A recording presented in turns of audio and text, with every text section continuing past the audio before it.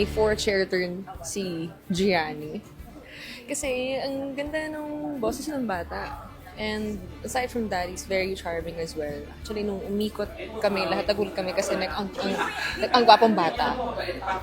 And katulad nga na sinabi niya, nag-model pala siya before. That's why, no doubt na naging model siya before. Pero since sinabi nga niya na gusto pala talaga niya maging isang singer at gusto niya talaga yung dreams, being a professional singer, very happy din ako na kahit hindi ako yung pinili niyang coach, meron na namang pambato ang The Voice Kids this season. Kasi sobrang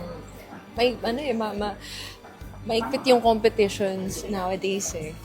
So, meron na naman tayong isang kid na alam natin na sobrang talented at matutupad lahat ng pangarap niya because of this.